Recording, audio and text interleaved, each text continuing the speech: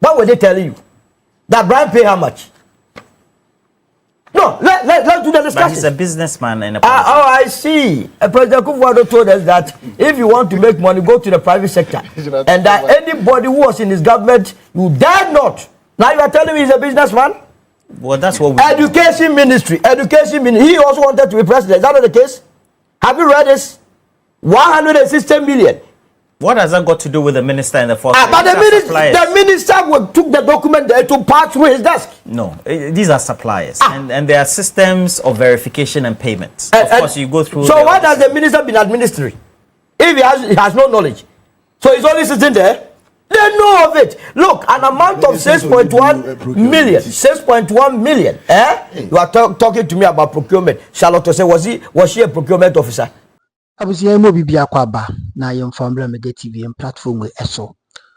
Abusia modika ka kire say NPP DCC jandam no ayedin agu.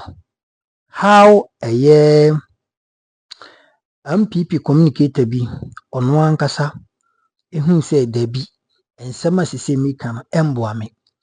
Na bra na o kan nsem no. Na yewura Solomon Owusu onso ye deputy communications director.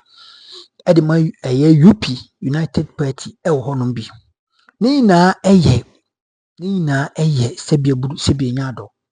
The current state of this economy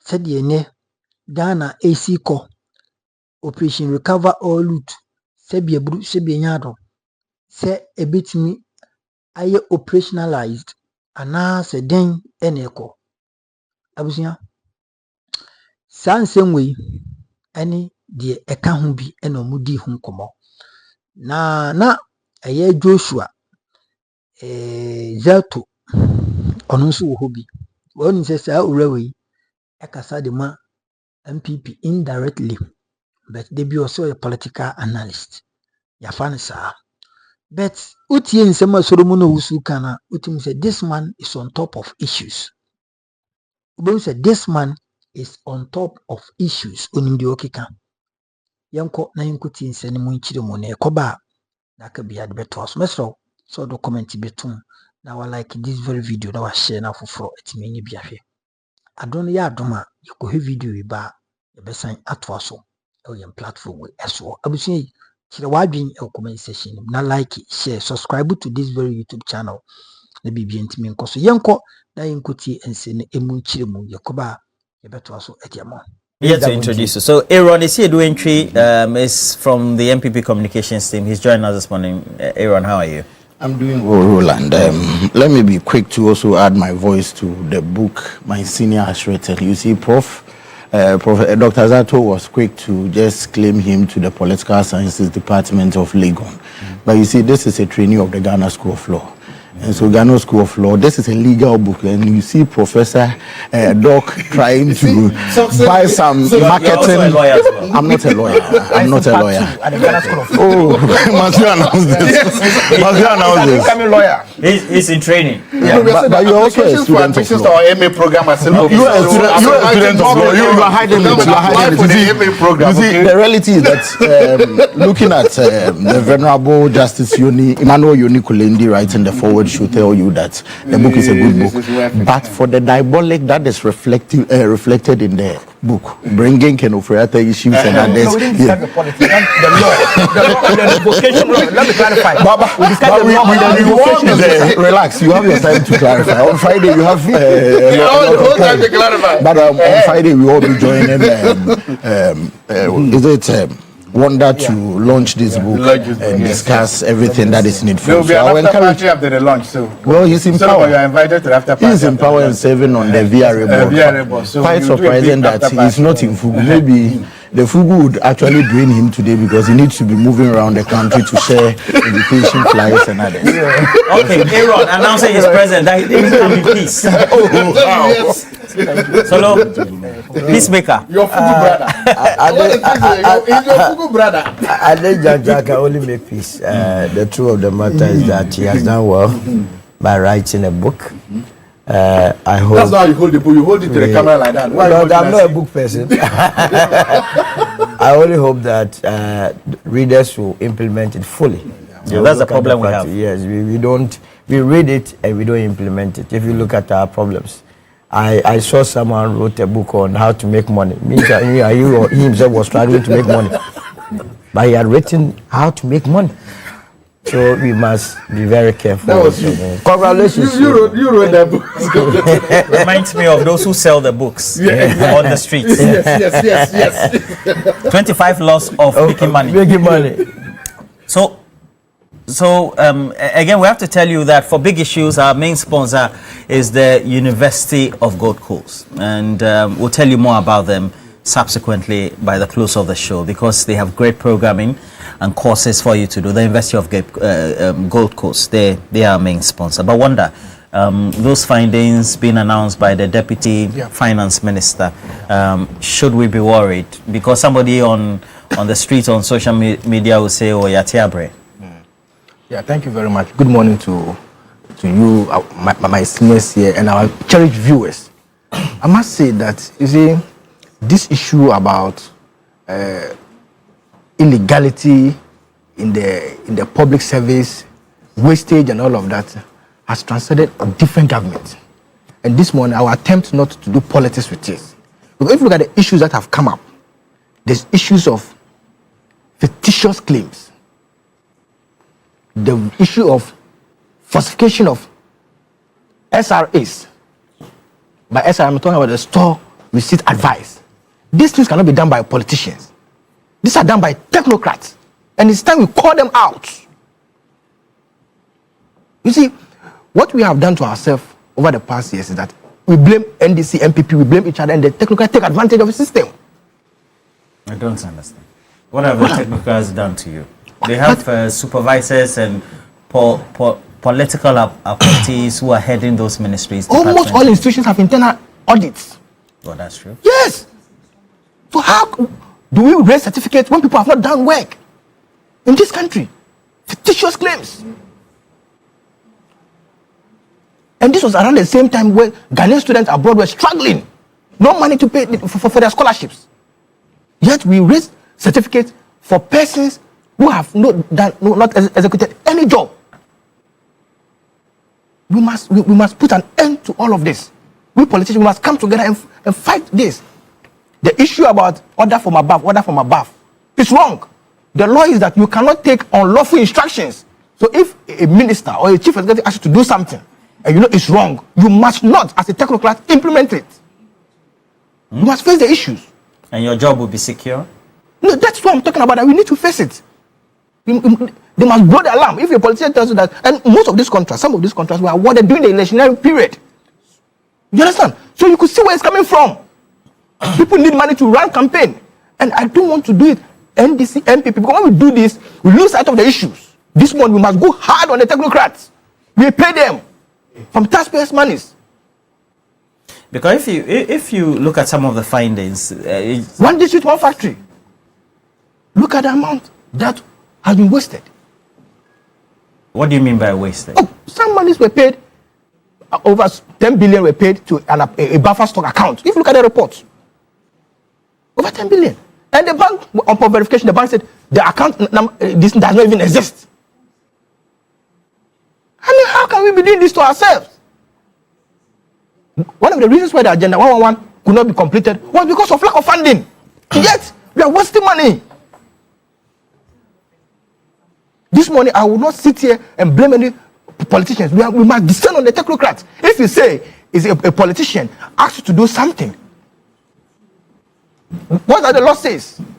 Go and read the setting now at your new case. One of the directors was convicted alongside her. He claimed that he got instruction. No, the judge said that you have masters. You've been employed, paid by the state. How can you say that you were instructed to do an illegality? We must not be doing this to ourselves. It saddens me. You see Ghanaian students facing deportation. I mean, to immigration. Ghanaian students crying, facing deportation because government cannot pay their fees. Yet we waste money, giving money to contractors who have done nothing. Why do we do this to ourselves? People are still schooling under trees in this country, under both regimes. But we are giving money out. Of course, this money has not been paid, but certificates have been raised. This is what we have found out. You can imagine what we have not found out. You can imagine, Roland. And we keep blaming each other. We blame this, we blame NPP, and people and every institution. If you look at the reform the deputy minister was proposing, he said from henceforth they will do verification. No verification, no payment. It's one of the reforms. Should it be about the Ministry of Finance? Those institutions where those certificates are coming from, don't they have internal audits? Can the verification be done at that level? So what happens if one day, if ATU is no longer the finance ministry or the APIM is not the finance ministry, what happens? That is the crack of the matter. Let's turn to our institutions. How do we ensure that public sector workers who take directive from their oversight political heads are able to stand on their ground or on their feet to insist that what is right needs to be done? Yes, so basically, it's a matter of changing the mindset of Ghanaians. We see transfers as punishment in this country. This is my 10th year in the public service. In fact, in 2017, when NPP came to power, I was transferred from Keta Initiative, and I'm glad it has come. My prayer is that, as he's saying, it doesn't become the normal or the regular football we play with these reports. Because accountability matters, and it matters a lot. We must then ensure accountability. Accountability here then means what? Remember, we sat here, Roland, if you remember one day, we said, look, there are two types of, let me say, allegations of corruptions in this country. If it's against the politicians, it is sexy. Or everybody wants it. But it's against a non-politician, it's not sexy, it's boring, it's dull. No, like before you realize, we use it to play football and then we forget about it.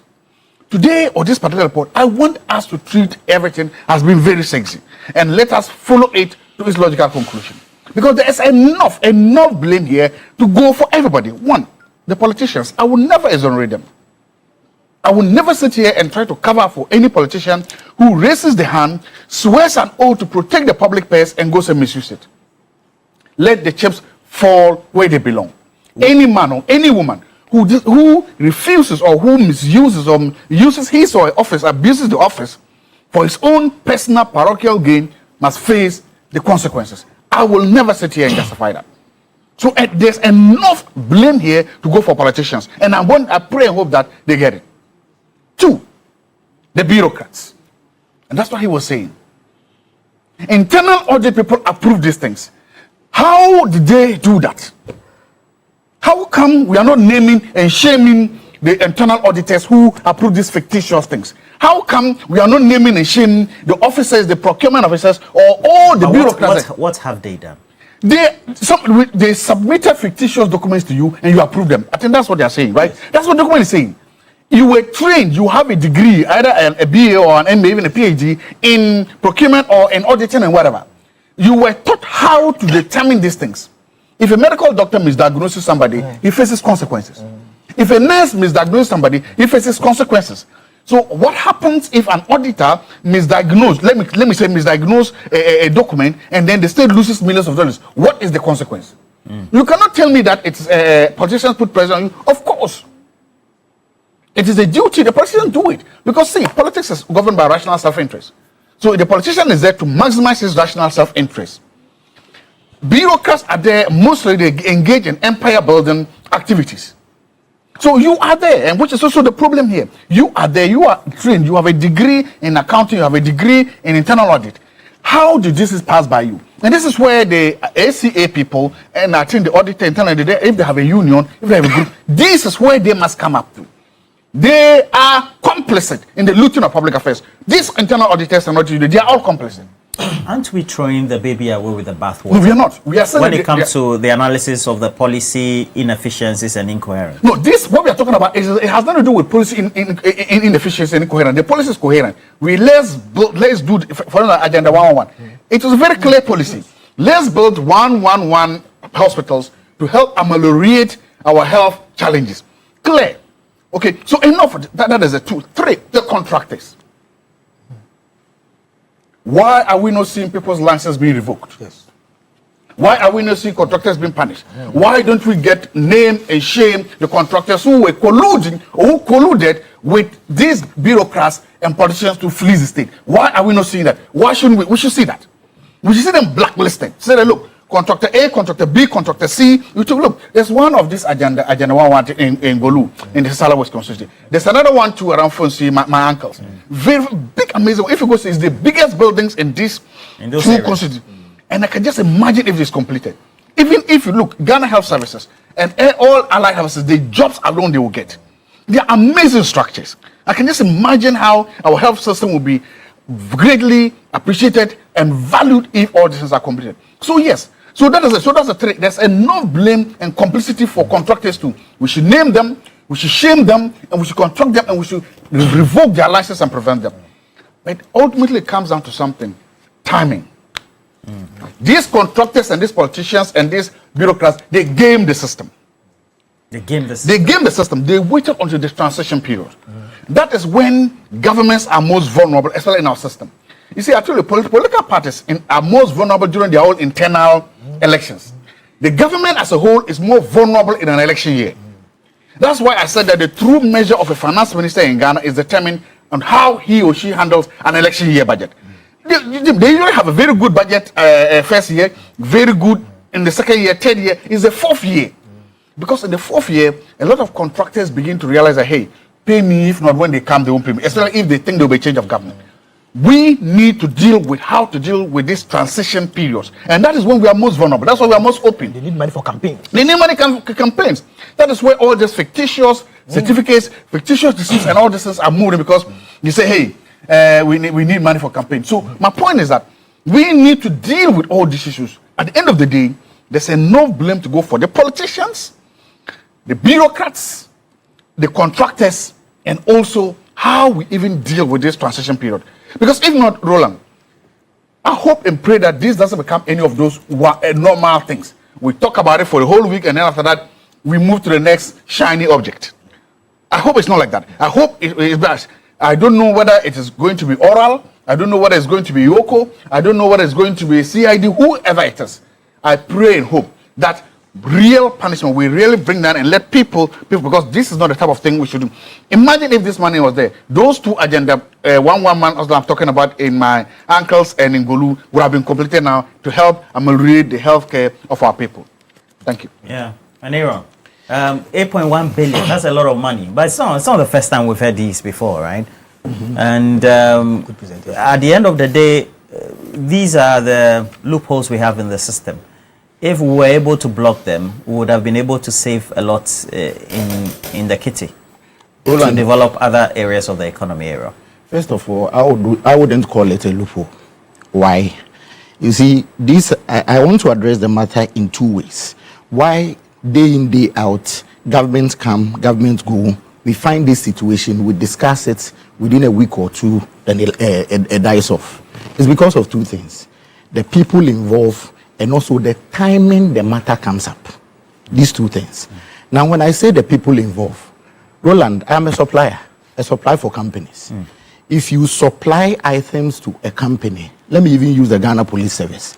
Let's say you are supplying vehicles to them. There are three people who sign the SRA. That is the stores, the technical person also, and also the you mentioned the receipt, stores receipt, and the advice. The first person who takes it is the stores. He receives it. Then it goes to the internal auditor who will confirm that, oh, we had this procedure for you, that go and purchase, let's say, a Land Cruiser V8 2025 edition. You've bought the Land Cruiser V8 2025 edition. Stores have received it. Now the internal auditor is signing onto it. Then the procurement director signs onto it. So the question is, why should you go through these three people and we come back to the table that there is 8.1 million? Those people should be held accountable. I say the people because when it comes to politicians, they are the low-hanging fruit. Every politician in this country, whether you've committed a crime or not, naturally the Ghanaian people see you in a certain light because of how our fellow politicians even describe us. So if it is wonder, I say the NDC has stolen this kind of money and I create all lot of bars around it and we have that discussion, then we go. Next time he shifts it on the NPP, it is Aaron, he does all that conversation. But the problem is that we end up every day and you even find the politician not even signing such documents. It is the technocrats in that organization. The politicians don't. We are mentioning 1D, 1F. Probably would have even come back to a lot of ministers here and there moving in and out. But the point is, did even the politician sign that? The politician didn't. You get it? The politician didn't. So when it comes to the technocrat, that should be held accountable. Because sometimes I sit down and I ask myself, if audit, even when they are having a procurement, and there is a tender, there is an evaluation committee that the said department that will be receiving the procurement item, it has a rep on it, the procurement team, the accountant and everything. You don't even find the head of institution on the said evaluation committee. Then we are done, then you find only the politician being arraigned before court. Then it makes the conversation, oh, it is MPP. If not MPP, it will be NDC. We were in this country, we heard of Stephen Asamoah Boateng. We heard of Ghana at 50. We heard of a number of them also. This is some rice or something. We heard a lot of things, even also under the NPP. It ended up nowhere. The second thing is the timing. The second thing is the timing. You see, look at when the minister is presenting this. You see, the timing raises a lot of perception in the minds of Ghanaians. You mean for you? Oh, well, a lot of Ghanaians. Because you see, why is the timing of the release? That's when the Auditor General... Because even when you go to their site, you'll find that it's now they have to submit the reports, and they've submitted the report to the boss of the Exchequer. That is not in dispute. You see, yesterday I was in Parliament at the public gallery and I was following proceedings. And I heard the minority MP for Menchia South, lawyer Naneji Ibafo, now making a statement. He said that, you see, you submit a statement without the report, and we don't even find the management's letter to even know the responses. What is the rationale behind submitting it this time without providing this necessary document for us to check? Myself in the NPP, the training I've gotten in the NPP, my professional training where I work, I wouldn't come in here to sit here that, my brother Wanda has committed a criminal offense or has duped the state or dissipated state funds. Dissipated the state funds. And as such, he should be let go of the hook. No, I wouldn't do that. But you see, the timing is when the Ghanaian people are already in motion discussing certain issues like electricity bills that affect their day-to-day lifestyle. And you bring this up, there is that likelihood that any person who is politically conscious will say that a statement that will be submitted without the report for us to see the management's letter is just to show up and cover the conversation on the electricity matters. You mean that's for you? That is what the general perception is. Because the finance minister is working, and so that is not in dispute. That is why I said, if you are working, you submit him with a report. For us to all of us to see that yes, this is the management responses, the organization or the state institution or the persons and the investigations responded to, then we can now make an analysis of it and see that they are culpable or not, and probably prosecutions would carry on.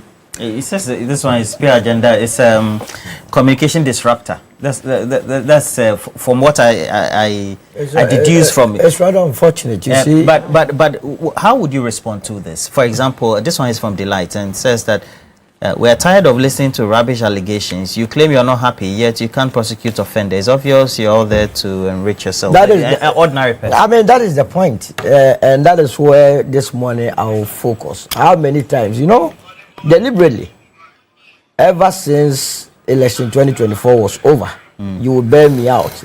That anytime I've come here, it has been corruption, ora. I know why I've been doing that. It's deliberate. Why? Because the Ghanaian has this attitude of femenyame. Yenjai manenka. No, within 6 months, we will talk about the matter and then we stop. And that is where I have a difficulty with my brother. He must be concerned with what has been reviewed. So you are saying we should keep reminding them. In fact, every day your topic must be on corruption. Charles and Mr. an engineer, innocent person working with Pomasido, just knocked down, hit and run. The person is picked up. They go to Ridge Hospital. They go to police hospital. They go to Kolebu Hospital. On the issue of bed, common bed, Charles is gone.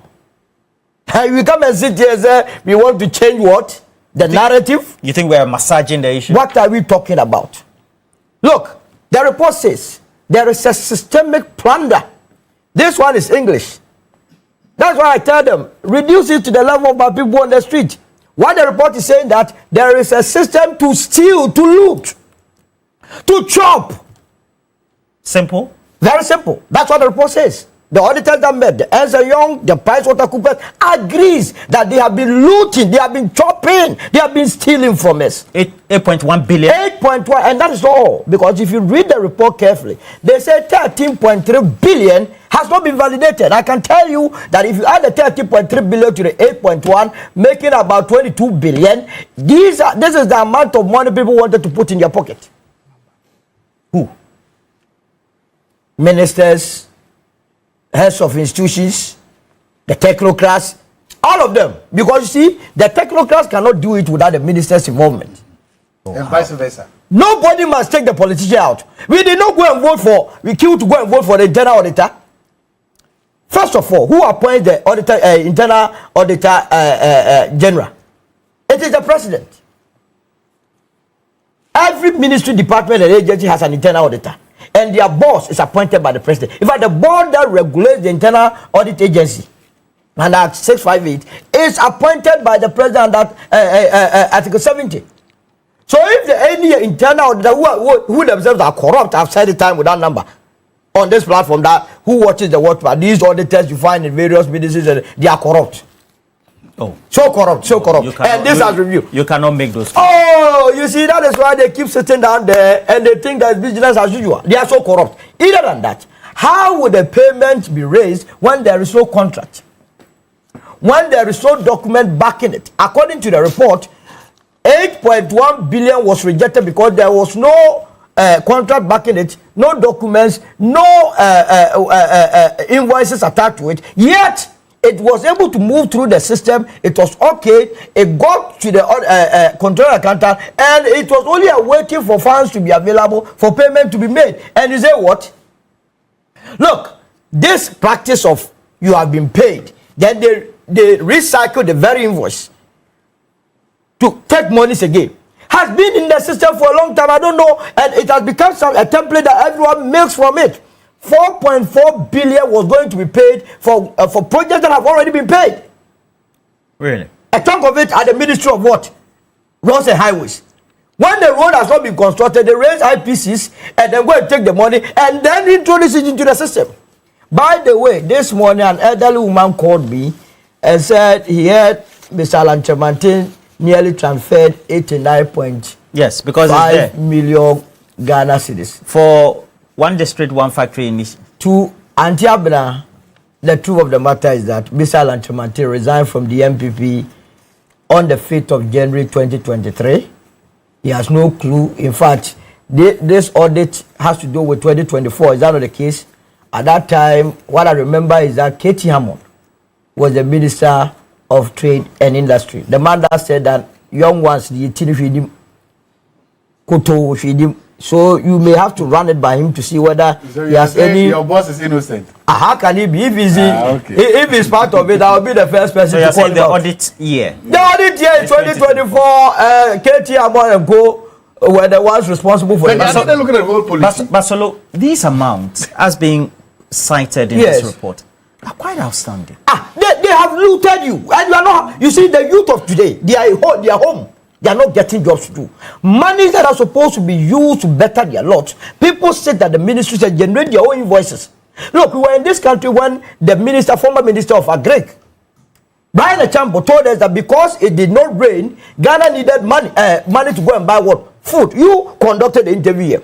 At that time, they were looking for some amount closer to, is it 5 billion or so? 500 million. Oh, no, it was more than that. Yeah. Yes. And we said, what was he going to use it for? Is it to buy maize, cereals? And the maize, they told you, they said 100,000 maize, metric tons.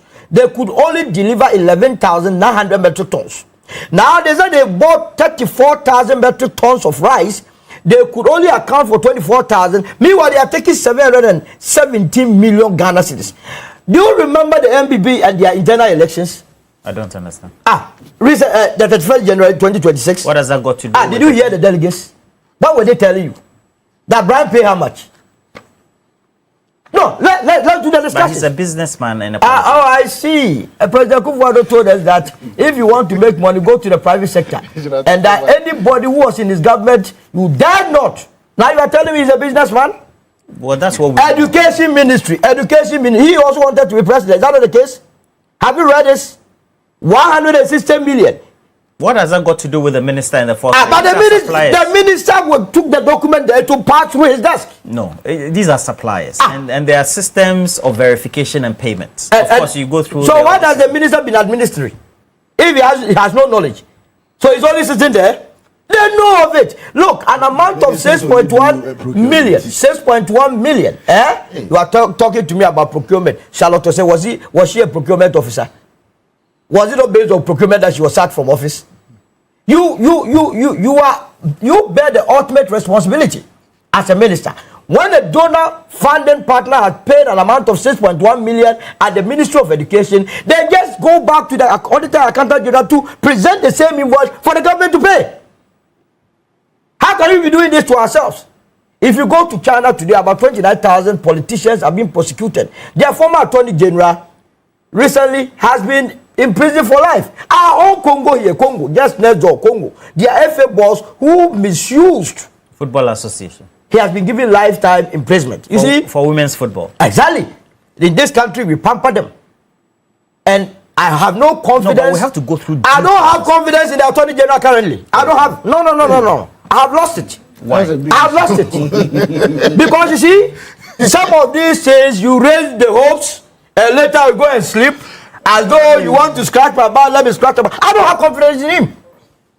If they were really doing their work, and believe you me, this issue of if they think it is going to die down, not me.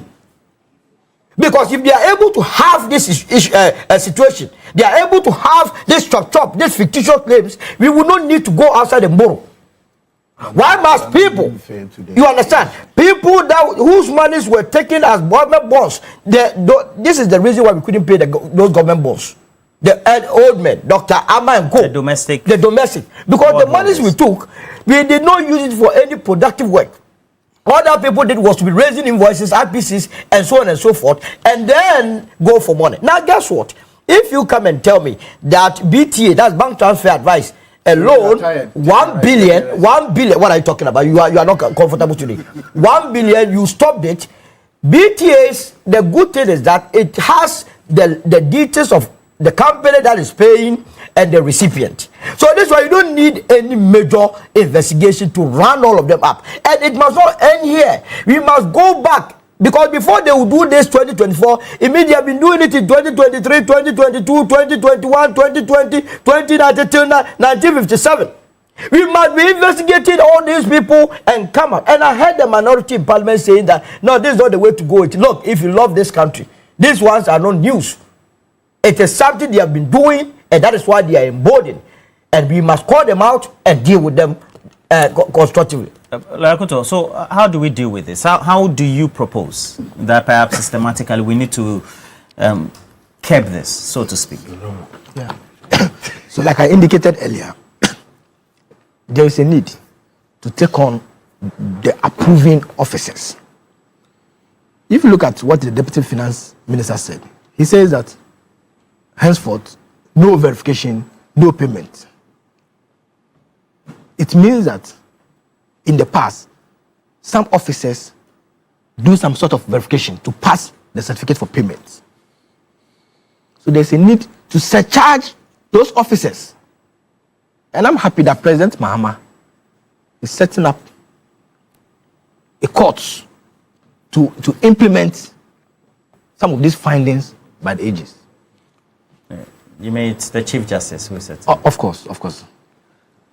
I agree largely with Solo that once there is delay in the prosecution of these cases, people lose confidence in the system.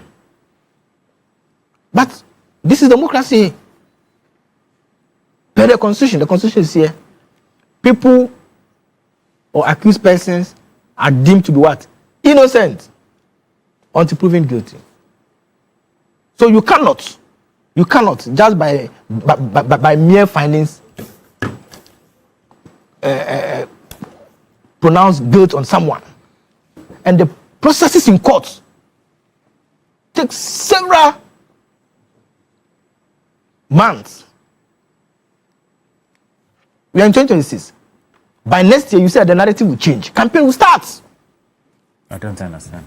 You are saying this will happen again? I'm saying that by next year, the focus of this country, you and I, will not be discussing audits. So this is the time to deal with it. Exactly. Okay.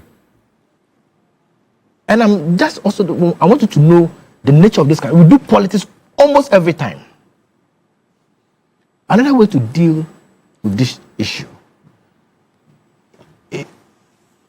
is the putting of some sort of ban on awarding of contract within certain periods. Hey. I will explain. Look at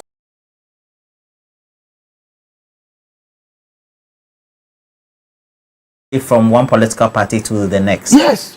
So with time after the election and the declaration of the result and we know the winner, should we stop such procurement processes? Because, you know, the daily administration and then running of our economy needs to continue.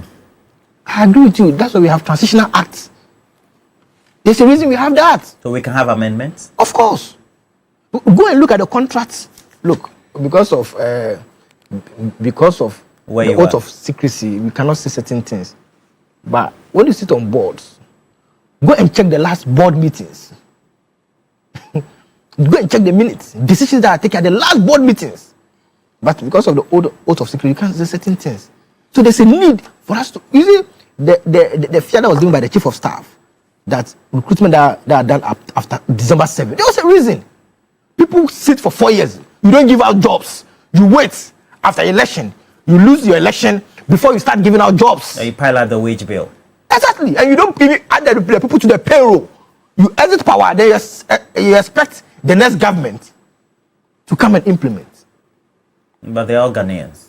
Exactly. I'm just telling you. In the 4 years that they were in power, are the people not Ghanaians? We are trying to solve the issues. So awarding contracts at the last minute, I call it midnight contracts, are no longer tenable, Roland. So if you want to deal with these procurement breaches and all of that, look, one of the issues that was raised was the falsification of the store receipt advice. Which politician handle store receipts? Which politician handles store receipts in this country? It's the technocrats. They handle the store receipts. They create paper trails for non-existing services, goods, with these store receipts. Forgery. One of the things we don't do in this country, we don't define accountability. We just say accountability. Yeah, so what should we be doing? Accountability for what, for whom? One, we have to clearly define accountability. The literature sometimes talks about 4 different types of accountability. One, we can talk about hierarchical accountability. Basically, it's a hierarchy. Who approved this? Who minuted on this? Who did this? That is something that you can say, because our bureaucracy is hierarchical. It's structured and hierarchical from the very top to down. We can talk about hierarchical accountability because the value point for hierarchical accountability is efficiency. And that is obedience to organizational directives. So if you're at the store, what is the organizational directive for approving that? We can leave it there. We can just talk about that hierarchical accountability and hold you accountable for that, because that has nothing to do with a politician. Then we can talk about legal accountability. Very simple, straightforward. It's legal. The law says don't do it, you do that. That is probably one of the easiest ways ones to establish legal accountability. That don't do this is what? Rule of law. Then we can talk about professional accountability. You are an accountant. You are a procurement specialist. You are a lawyer. Those professions have their own codes of conduct, their own ethical values, they have their own training. What you did, they did go against your training. What you did as a surveyor, they did go against that. What you did as a teacher, they did go against that. That is why Solo started talking about that ambulance no bed case. You are a nurse. You took the Nightingale oath, or you're a doctor. You took the Hippocratic oath. Did it tell you to turn away a patient because there's no bed? What if you made the patient at an ambulance scene, an accident scene?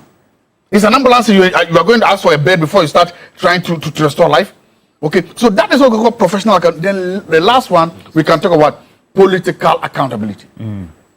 Political accountability is about responsiveness. And that's what we can talk about. Responsiveness to the what? To the external stakeholders and to the people. If we always define accountability, then we'll know where the buck starts. It stops. If we always define accountability, then we can say that in this particular case, we are talking about professional accountability and know where it stops.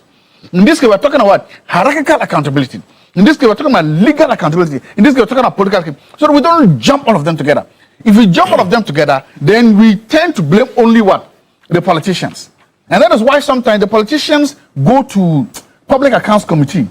As I explained the last time, they go there to make sure that these people don't what? Expose them. So they breach that strict. You're also a politician.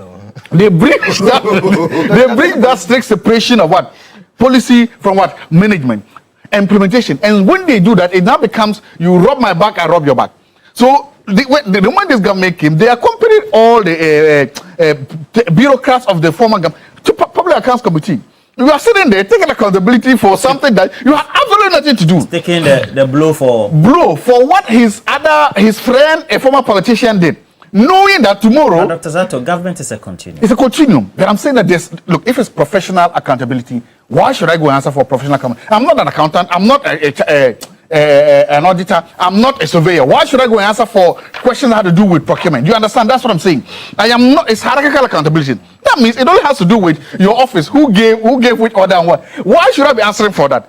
Politicians should answer for what? Political accountability and maybe what? Rule of law. Do I get from your perspective that you're suggesting that if we can tweak what the standard operating procedures are for accountability, particularly let's take the instant case of the Public Accounts Committee. Yes. You bring the former minister there. Yes. You bring whoever, if it's the head of procurement, you bring it. Exactly. Yes. To be answerable. Yes. So there's Once answerability the and there's first yes. of the post-regime. Yes. Because there's answerability and accountability. So the bureaucrats are only they do this answerability. Remember that they are answerability to the people because they have to answer for that because they are covered by political neutrality and all that. It is the public, they are politicians who are so accountable by the people because the people can directly hold them accountable. So what we do in Parliament is that we juxtapose and we confuse answerability with accountability. And when we do that, people get away with it. Okay. We shouldn't do that. Dr. Aaron. Okay. So how do we deal with this? Roland, let me first. Because it looks like on this table we're saying that the continuous blaming of the politicians at the top cannot be the order of the day. The status quo rather should be whoever is answerable, whether in a professional capacity or in a political appointing position or capacity, all should be made to be answerable. That I agree to it. But you see, let me make this clear. I mentioned here that, in fact, I have not mentioned here that no politician should be left off the hook. No. If you are responsible for a certain act and you get involved, you must be dealt with. That's why I mentioned that we should look at the politicians and also the technocrats on the field. But when my senior mentioned that he largely agrees with Solo, I was asking, does he even agree with the fact that Solo says he has lost confidence in the current Attorney General? Roland, the problem over here, which I would not really agree with Solo, is that you cannot really blame the Attorney General. He is presented with a document and he must investigate thoroughly through same. The main problem is the ballistic promises and the conjecture politicians put across. We were in this country when we saw Malik Basintali moving from station to station that, hey, we are taking this one to court. When the NDC comes, this one is moving. He even did it here on TV3 and GH1. He went around listing all these people. We saw Okujeto Ablakwa, who knows next to nothing about investigation, moving around telling the whole country that there is likely, please, I don't like that. There is a likelihood that ORA is going to give us 20 billion. Surprisingly, the former Auditor General on the said committee, who understands how audit is done, came back to tell the entire country that they gathered garbage. So if they gathered garbage, what should the Attorney General do? What do you mean by garbage? He said that he should be able to explain it. It's not me. The point over here is that when you keep on bloating the ego of the Ghanaian people that, oh, the NPP was corrupt, this politician was corrupt, it ends up at this point. But you see, my senior mentioned that in transition, they signed contracts. That is not a problem. Roland, if you read Article 66, Clause 1 of our Constitution, It says a person elected as a president shall, subject to clause 3 of this article, hold office for a term of 4 years, beginning from the date on which he is sworn in as president. So your 4 years ends when another person takes over. Please, senior, you are my senior. I beg you, please. When someone is appointed a president or elected a president, John Mahama elected president, sworn into office on 7th day of January 2025, will no longer be a president when there is a new president on the 7th day of January 2029. And so after election, you are still a president. It is why in 2016, somewhere on the 28th day of December 2016, we saw President John Mahama appointing Daniel Domlevo as Auditor General. We complied with it. So that excuses of when there is a transition, you cannot work another. So it is neither here. People must be held accountable for what they do. Now, Solo raised a critical point, which I agree with him, that there is no bet. Some of these monies are going there. Is there mere charade of parading certain things and behaving that as if we have a problem to deal with or not? Because if indeed this is true, we must hold the people accountable to the extent that for now, Roland, as we speak, teachers have worked over 15 months and they have not been paid. Such a teacher also received a letter from the GES telling him that you cannot even demonstrate for your money. It's because we have certain money like this being locked up. But you see, the problem is that it shouldn't be the mere charade of aura, like people who move around. You see a committee being set up, even invading people's privacy, creating a perception in the minds of Ghanaians that as if there is corruption, then they end up. Now, the Attorney General is telling you that the 20 billion Samuel Okujeto said is his own calculation. What does it tell you? So you see, when maybe you may have your reservations with him, that I agree. But if it is some of these things, their own oral committee told us that they gathered garbage, you put pressure on him. You see, there is this case I want to mention, R versus Sussex, ex parte McCarthy. This is what Lord Hayward said. He says, justice should not only be done, but should manifestly, undoubtedly be seen to be done. Now, the point over here is that if we have an issue of corruption, the mere fact that there is an allegation, he is a lawyer. You should appreciate the fact that the person should be taken through the due process of law. So that, in fact, in law, they say that it is better that 1,000 criminals even walks away than you put an innocent person behind the bars. Yes, people must be prosecuted, people must be held accountable, but it shouldn't be on the ballistic ego and the mere lies they peddle into power.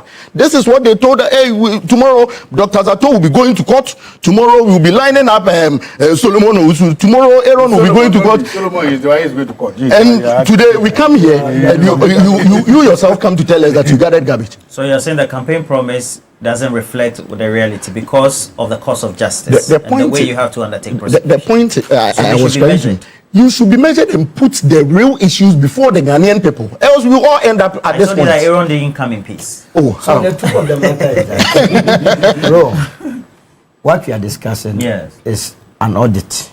How do we resolve these discrepancies? The Attorney General must immediately go after all those that have looted us. This report gives details. For instance, if you go to the Ministry of Defense, it tells you an amount of 4.8 million that they had allocated, or they claimed they bought some vehicles for surveillance during elections. When they checked, nothing of that sort took place. This one, you need any Solomon to come and tell you that you must begin to invite the former Minister of Defense to come and answer. You don't need it. You go to the judiciary, those that are supposed to be supervising justice. They were supposed to have bought about 7 saloon cars, Toyota saloon cars, and that the presentation was done on the 25th of October 2024. Listen to this. This has been okayed by their finance department, by the heads of the judiciary, and so on and so forth. When this audit started, immediately the supplier wrote to them that he is sorry he had not been able to meet deadlines. When, as a matter of fact, it has been captured as something goods that have been supplied. This one, do you need anybody to tell you that? It's a low-hanging fruit. This one equates the Pualugu Dam syndrome. These are all low-hanging fruits, like the Japan royalties that they went to London and also expended some $12 million. Japan royalties. And that one too was chop. So we have all these things in the system. If you listen to the conclusion of the report, that is where my anxiety rises.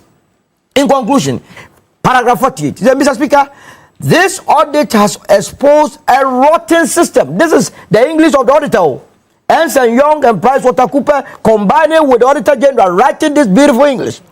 That this audit has exposed a rotten system designed to fleece. Roland, you did English. Fleece the people of Ghana. I didn't read English. You didn't read English? These cost matters you are putting on me today. Okay, because I use English as a medium of expression. But the finance minister. Went to play school. No, don't worry. The finance minister through the auditors is telling us that the system that is currently there has been put there to fleece, to swindle, to steal, to plunder the people of this country. And that if something is not done immediately, issues of fabrication of fictitious claims, issues of resubmission of recycled invoices, issues of forgery of stores receipt advice, and the treatment. Here, this is where I have been hammering, and I'm very happy that the auditors captured this portion. The issue of the treatment of public funds as personal entitlement rather than public trust. You see, when we put people in various positions, and today I will still draw in, the politicians are the ones causing this, because every internal auditor is supervised by the politician.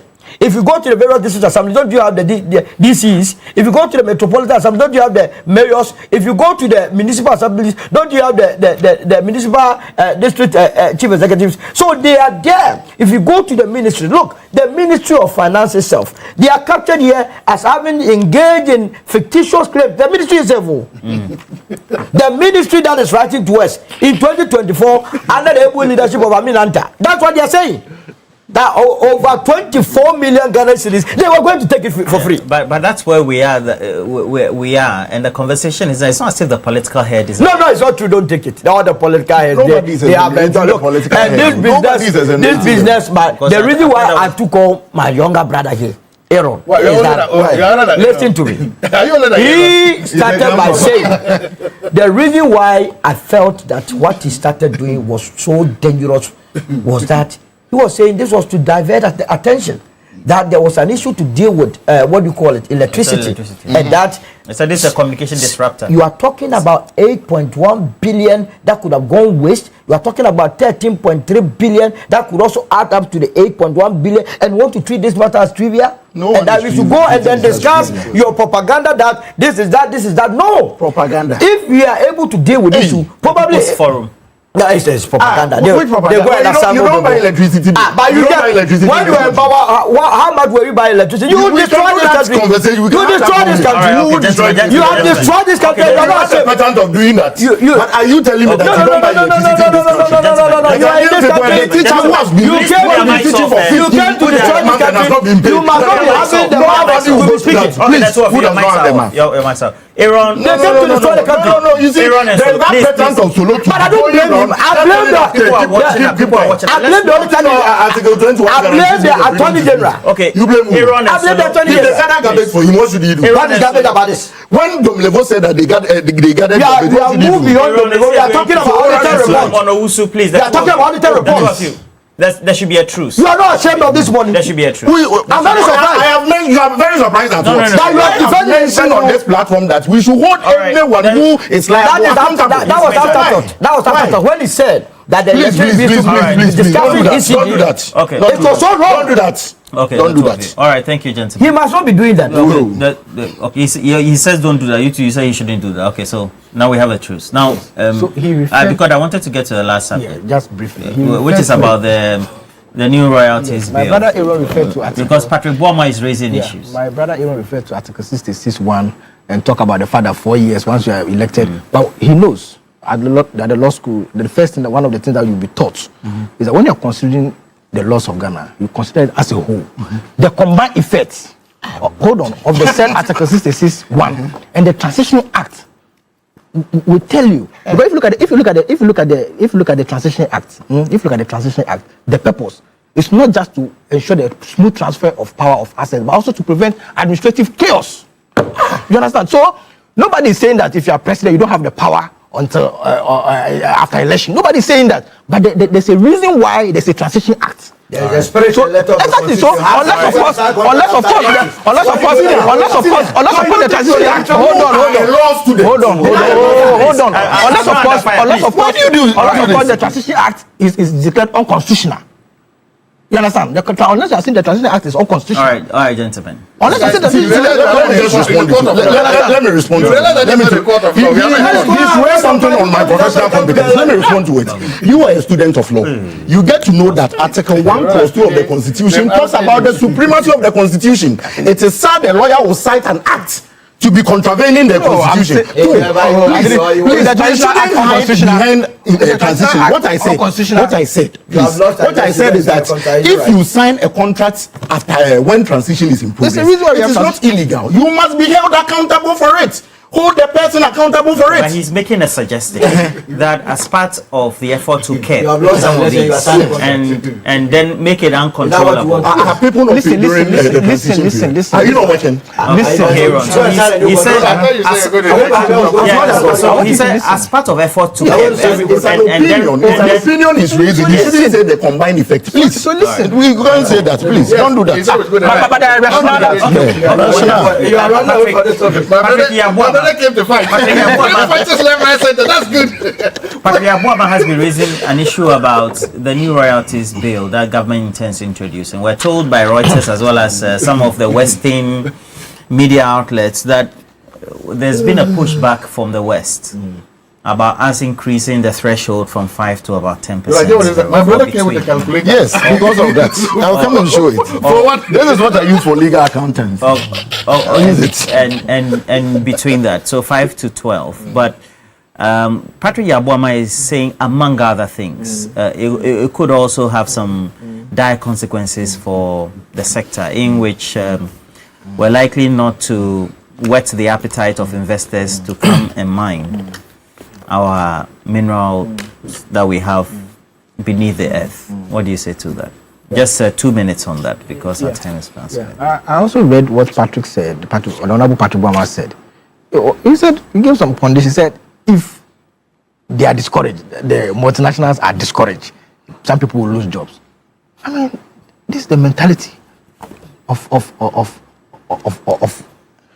members, some members of parliament, unfortunately. No, he raised cogent points. No, I'm making a particular So his point. opinion cannot be his mentality per se. He's made a perspective based on analysis. As a country, we must think of diversification of our raw materials and process and add values to our raw materials by ourselves. Why? The multinationals, how much do they pay now? The current regime is a flat regime, 5%. And government is trying to bring a new sliding scale regime where anytime there's increment, the gold prices increase for about $4,500 per ounce, they pay 12%. That's the new regime we are introducing. And the main aim is to boost revenue. And the member of parliament says that, look, the multinationals will be discouraged. And if they are discouraged, people will lose jobs. Why can't we think about industrializing our economy to process these raw materials all by ourselves? Should we always rely on this colonial mindset? That is the crux of the matter. And I'm happy that Gold Board, they are taking the bold step to refine our gold.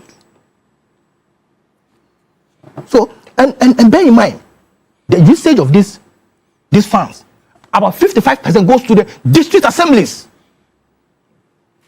So it means that if we're able to increase the revenue, district assemblies will get resources. And unlike the previous regime where monies meant for the district assembly were kept in Accra, this government is making sure that most of the money goes to the districts. It's not kept. The disbursements were centralized. Yes. So it's not, the description you give is not same. Thank you. But as it stands now, the disbursement is moved largely, Has been decentralized. yes, to the local government. And we can see the ripple effects. The Angwanga District Assembly, Cape Coast, Tamale, they are getting the money to work. Which is why I'm happy. And government is not even saying that once they make money, we just put 12%. No, we are saying that there's a condition that once the gold prices increases to about 4,500 per ounce, then 12% will be charged. So there's a condition to be met. You remember this cocoa price and all of that? The reason why Ivory Coast had reduced their cocoa price is because the world price has gone down. So if we are saying that if gold price increases, we want to also increase our rate, how should that discourage multinationals? Unless, of course, these multinationals are here just to exploit our raw materials. No, but they are here based on stated negotiation terms. Exactly. And there's nothing wrong to review those terms. There's nothing wrong. And since 2011, we've been on a flat rate of 5%. Okay. Since 2011, we've been on a flat rate. So there's nothing wrong if we want to change the regime to a sliding scale regime to push for a 12%. Dr. Zato, sorry, let me give you only 2 minutes. No, it's okay. This is where you see national interest, diplomacy, foreign relations, and foreign interests all colliding. What do you make of this? Look, I can understand this national governments because they have a vested these companies have a vested interest here. Some of them have signed long-term contracts. So the concern is, will this sliding scale affect the long-term contracts? I hope it doesn't. I hope it's only for new contracts. That's what I'm praying. Because if it does for the new explorative contracts, because you are the lawyers here, that if you wanted to take retroactive effect on the old contracts, that may lead to international litigation and all that. So I'm sure it shouldn't affect the old ones. That is if the law accepts. You are the lawyer, right? Can it affect old contracts, existing contracts, if this thing come into place? No, it will be difficult. Good. So that's one. The second thing is this. You see, there's something happening we must accept. The government of Ghana, the gold prices are record high, and they want all the money as much as possible. It's just a simple fact. Right now, government, look, cocoa prices are down. It's true. Oil prices are about to shoot up. Gold prices going up. So the government, if their eyes open, government make wild. They want money from the gold, and they want. I don't understand. Are you saying government is acting out of desperation? It's not desperation, but it's a conscious effort to say that gold prices are record high. Let's get as much gold as possible. It's as simple as that. So I can understand that. Now, look, why I want to say I like this is because I hope that they will rather go after these big people for the plenty gold they want, and not the small scale galamseyers. If the interest is rather on these big ones, because these big ones, they mine safely and they don't destroy the environment, they don't destroy our water. If the government wants more revenue from them, my hope is that as they're trying to get more gold from these established big people, they will try to demand less from galamseyers, so that the demand for galamsey gold will die and our forest reserves and rivers will be safe. But if they want to have more from both, then, because I asked them, so what is the cost of this? The total cost is that, one, we may get a lot of money from surging gold prices, but at what cost? Our rivers have been destroyed. Our waters have been destroyed. Okay. We are poisoning ourselves. We are killing ourselves. We shouldn't follow gold to death. We shouldn't follow gold to our grave. And galamsey is killing us silently. And I don't see you making noise about it, Solomon. I don't see you shout about it. Galamsey is killing us. And the people who said they could help us, they're not doing that. Let's talk about that. So my point is, again, as I said, I like what government is doing what is the national interest of Ghana. Yes. These countries too are also protecting their national interest. But at the end of the day, we need to find a good investment environment for investors to come. But let's not do it at the expense or the cost of our environment. 2 minutes. Prof, you can't still one You shouldn't look at the West itself and say it is national interest. And I'm going to prove same. This conversation about the new airline is not even about gold. It's about lithium. It is a lithium agreement that has brought us this point. Why? The NPP, under Samuel Abujinapo as minister, negotiated for 10%. The NDC came to power, said that he negotiated illegally. I know my brother is a lawyer, so he knows that Samuel did not do that, because at 900 has repealed at 794, which said 5%. But at 794 says that you can now alter it to your discretion. So how do you alter it? Before you alter it, the 5% is still in force. So Samuel Abujinapo took the part that, okay, I'll take it to 10% and come to Parliament for ratification. That is good. But you see, the 10% he argued for, or he negotiated for, was that even when they get 1,000, when the price falls to $1,000 or even, let's say, $10, Ghana is getting 10%. And now they bring a scale. Roland, I want you to help me this morning. Pick the huge numbers of the scale. Oh, me. Yes, so yes. I want, yes. Pick the huge numbers. the last number at the end. If you calculate the 5% of the 1,500. This is good. I want you to help me do this. 0.05. Look at it. Let's look at it. Times 1,500. You get 75. What's the basis of this calculation? I'm coming to tell you. 75. He will tell you what's the basis. When you do, you don't know maths. They are teaching you maths. I did mathematics, unfortunately for him. So when you do, the basis. the basis is to tell you that the 10% Abu Jinapo argued and negotiated for Ghana. If you do the average of all this, when it gets to that 1,500 they are saying, you get 10% under the NPP. When it gets to 2,300, you still get 10%. Right. Then they are telling you that when it is 1,500, you get less. That is 5%. When it is 2,300, you get 7%. If you do the average, you get to know that the 10% is far better because the market is not a consistent market. It can fall at any point in time, and that is why I wanted to do the calculation. Is that also not the same response? For which we have the sponsors of this LI are saying that this is the more appropriate way to be able to deal. You see, the sponsors of this LI, when they met the Chamber of Commerce, Mines, they told them that this new LI is going to worry us. Why? Because there is a lot of taxes in the system already. And so if you burden the foreign company, they tend to lay off workers, Ghanaian workers who have been employed. And that is why the minister as of that time was quick to promise that he's going to reduce the stabilization levy from 3% to 1%. I just wanted to do this calculation because this one gives you 75. Please. 75 of the 5%. I want us to take our time to do that. 2,300. I'll get it. No, please. Use 12% as well. Stop. I'll do all of them and you do the average. You get to know that the 10% is benefiting us. Please. Use the same calculator. You don't do that. 12%. I'm trying to get all the figures for you. I give 2 minutes and extra 1 minute. You use 4 Send the math, please. Respect. Hey, Roland. Someone, Nicholas from Ableko, is asking me that. You go present or what? I went to Abuja. I'm only telling you that 10% of he decided to cite the instant case of the lithium agreement.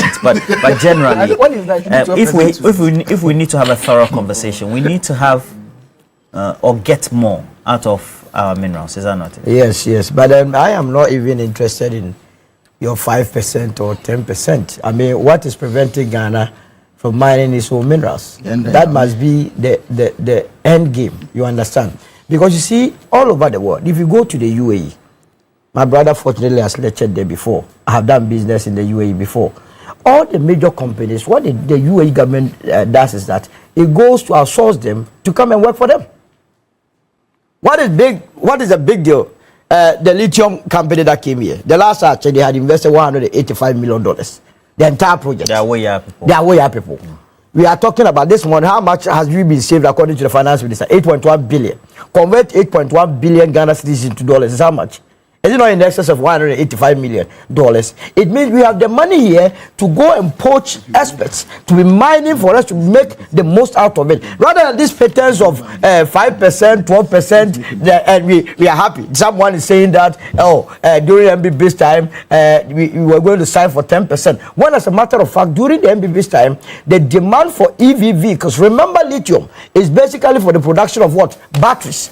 And when the demand for batteries. All right, so abusiafo utie nsema omo edi ho nkomo eni said the NPP Communicator no osi kasa na.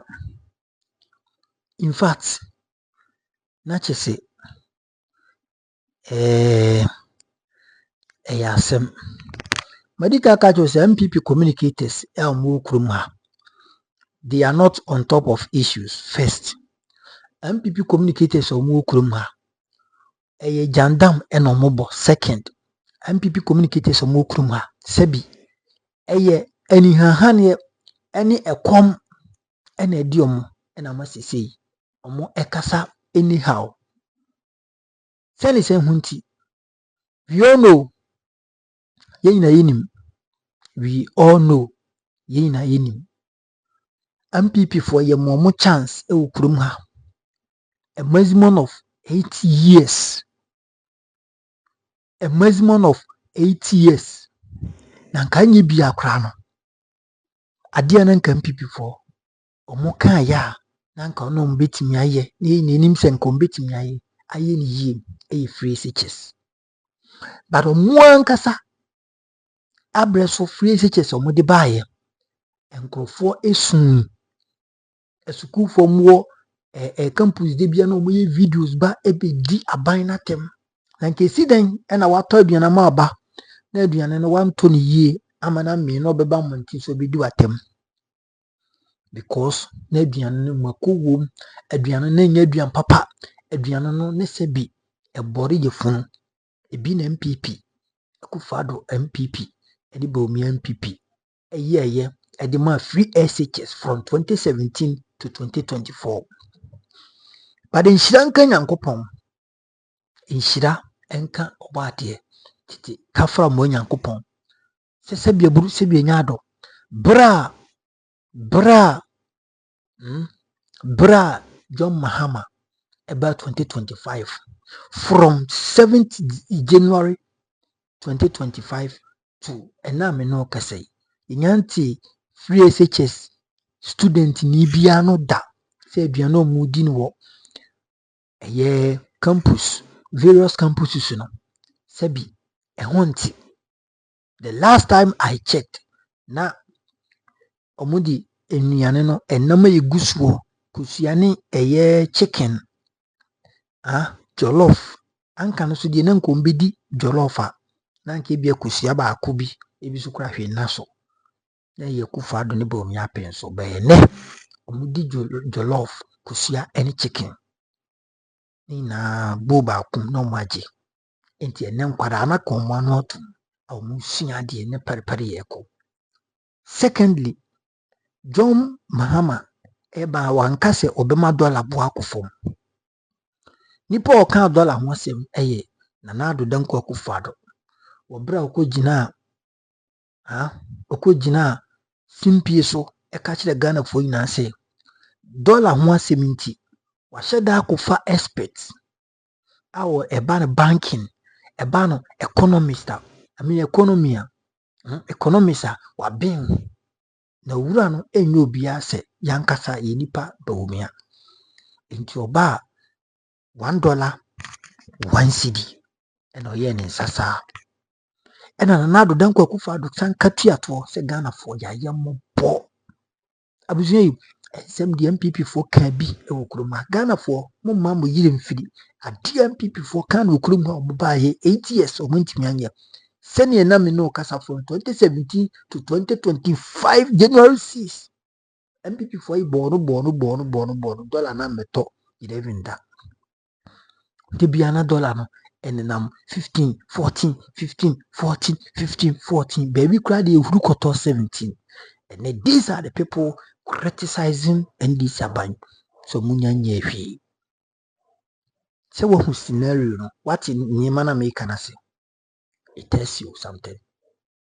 it a picture bi the difference between MPP and NDC and I'm saying this and saying this for once and for all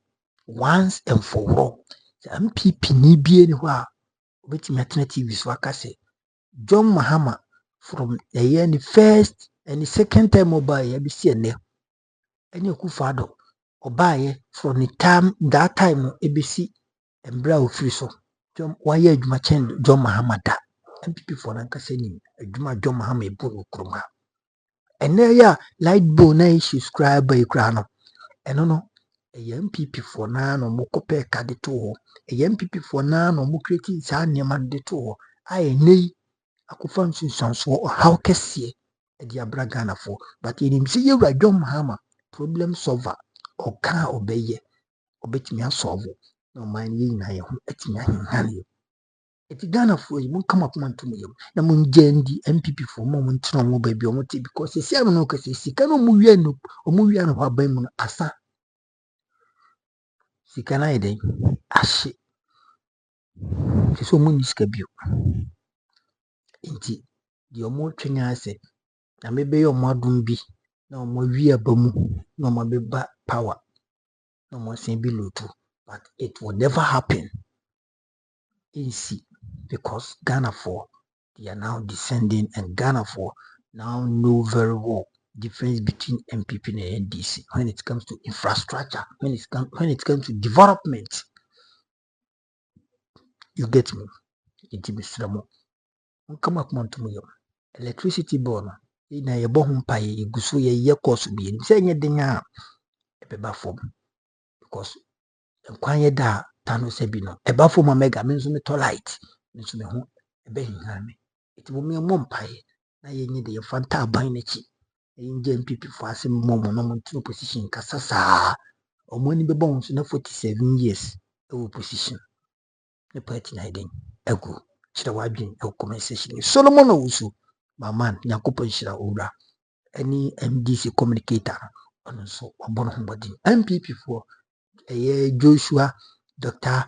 Zato any nakwa unipa Aaron omuna ye mutu omuntimia and clarify the reason why I was say owura NDC for heading omuje MPP for omunenam because I know ya CEO former CEO Koku board edu owura Joseph edu ona odi aban ka ekosi ho enti yemi se ho se ye den na MPP for afri aban mu for more than 14 months nie wenti me afa ka nanko na ye frɛ no ye chi no ye toto na no wi ansa enti na owi ana o ye den we ko ka so owi o mu ka se wa onye nwi ai ba mi wa ade ne wo ho anya odia Ghana nyame ne ye boafo obusu Yakobon shirawo makra bye bye.